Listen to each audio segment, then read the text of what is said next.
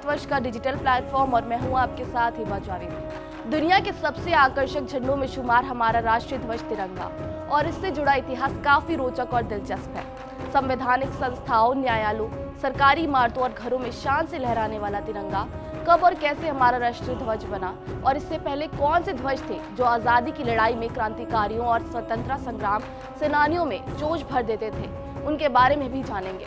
सबसे पहले बात करते हैं तिरंगे की, तो इसे हमारे संविधान सभा ने 22 जुलाई 1947 को मान्यता दी और इसे राष्ट्रीय ध्वज के रूप में अपना लिया गया।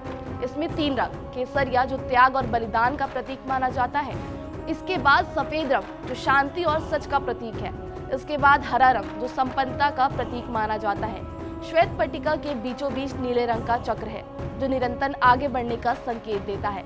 इस चक्र में 24 तीलियां हैं जो सारनाथ के अशोक स्तंभ से लिया गया है। इस तरह जब हमारा राष्ट्र ध्वज तिरंगा बना तो इसको फहराने से संबंधित नियम कानून भी बनाए गए और अब आजादी के 75 बरस पूरे होने पर केंद्र की सरकार ने सभी देशवासियों से अपने अपने घरों में तिरंगा फहराने की अपील की है।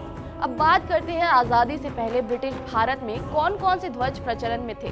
सबसे पहले जिस ध्वज को ब्रिटिश प्रतीकों पर आधारित करके तैयार किया गया था उसे स्टार ऑफ इंडिया के तौर पर जाना गया था। स्टार ऑफ इंडिया कई झंडों का एक समूह था जिसका प्रस्ताव ब्रिटिश शासकों की तरफ से तब दिया गया था जब वो यहाँ पर राज कर रहे थे। 20वीं सदी आते आते एडवर्ड 7 के कार्यकाल के दौरान ऐसे प्रतीक की जरूरत महसूस हुई जो ब्रिटेन के शासन वाले भारत का प्रतिनिधित्व कर सके। जो लोकप्रिय प्रतीक उस समय मौजूद थे उनमें भगवान गणेश, मां काली और इस तरह के प्रतीक शामिल थे, मगर इन सभी को ये कहकर खारिज कर दिया गया कि ये एक धर्म विशेष पर आधारित है। सन 1905 में जब बंगाल का पहला विभाजन हुआ तो एक नया भारतीय झंडा सामने आया जिसे देश के लोगों को एक करने की मकसद से तैयार किया गया था। इस झंडे को वंदे मातरम झंडे के तौर पर जाना गया। ब्रिटिश शासन के खिलाफ स्वदेशी आंदोलन के समझ इसे लॉन्च किया गया था। इस झंडे में 8 सफेद कमल थे और 8 प्रांतों को दर्शाने वाले प्रतीक भी थे। इस झंडे को कोलकाता में अनावृत किया गया था, लेकिन इस ध्वज को उतनी लोकप्रियता नहीं मिली और न ही समकालीन पत्र पत्रिकाओं में इसका जिक्र हुआ। उसके बाद सन 1921 में अखिल भारतीय कांग्रेस कमेटी के सत्र के दौरान विजयवाड़ा में एक युवक ने झंडा बनाया और गांधी जी को दिया। इस ध्वज में 2 रंग थे, लाल और हरा। माना गया था कि ध्वज 2 समुदाय हिंदू और मुस्लिम को प्रतिनिधित्व करता है। बाद में गांधी जी के सुझाव पर इसमें श्वेत रंग की पट्टी जोड़ी गई। साथ ही राष्ट्र की प्रगति का संकेत देने के लिए एक चलता हुआ चरखा भी जोड़ा गया। आजादी से पहले हमारे राष्ट्र ध्वज में कुल 6 बार बदलाव किए गए, लेकिन सबसे अहम बदलाव 1931 में किया गया। सन 1931 में तिरंगे को देश के राष्ट्रीय ध्वज के रूप में अपनाने के लिए एक प्रस्ताव पास किया गया। इसी ध्वज ने वर्तमान में जो तिरंगा है उसकी आधारशिला तैयार की थी। इस ध्वज में लाल, श्वेत और हरा 3 रंग थे।